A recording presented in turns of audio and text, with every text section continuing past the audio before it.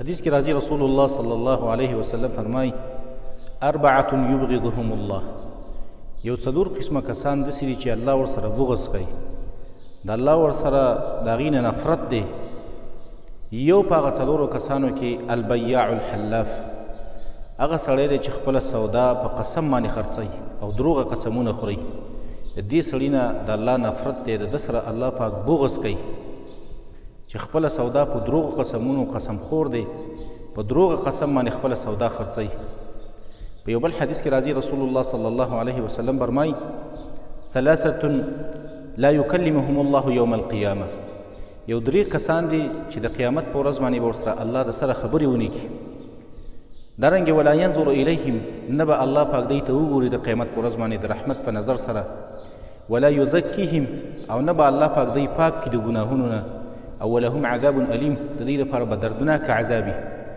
دا درې کسان څوک دي چې دا څلور قسمه سزاګانې به ورته میلاویږي؟ یو، نبي صلی الله علیه وسلم وایي المسبل، هغه سړی چې خپل لنګ راکاږي، خپل پرتوګې د ګینټو نه او د پړکو نه لاندې، دا سړی چې دی د ده لپاره به دا څلور سزاګانې. دویم والمنان، هغه سړی چې هغه چغلمار دی، چغلي کوي. او دریم هغه سړی والمنفق سلعته بالحلف الکاذب، هغه سړی چې خپل سودا چې ده په دروغو په قسم باندې خرڅوي. نو دې سړي لپاره به دا څلور سزاګانې چې دا په دروغو باندې قسم باندې سودا خرڅوي. نو یو په هغه څلورو کسانو کې چې الله ورسره بغض کوي، یو پکې دا سړی دی چې په دروغو باندې سودا خرڅوي په قسمونو سره. دویم والفقیر المحتال، هغه سړي سره الله پاک بغض کوي، د هغه سړي نه الله پاک نفرت کوي چې هغه غریب هم دی او تکبر هم کوي. تکبر د مالدار لپاره هم دا جایز نه دی، خو که مالدار تکبر کوي نو هغه سره خو مال دی، نو غریب ته په څه باندې تکبر کوي؟ نو د غریب متکبر سره الله پاک بغض کوي، الله ته نفرت کوي.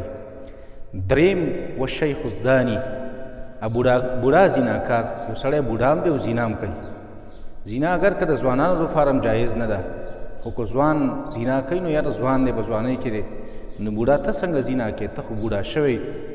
او څلورم چې الله ورسره بغض کوي هغه والامام الجائر، هغه بادشاه چې هغه ظالم دی، ظالم بادشاه سره الله پاک بغض کوي، د الله ته نفرت دی.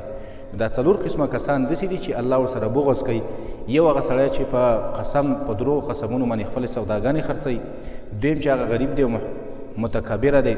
دریم هغه چې بوډا دی او زیناکار دی. څلورم هغه چې بادشاه دی او ظالم دی. دې څلورو کسانو نه د الله نفرت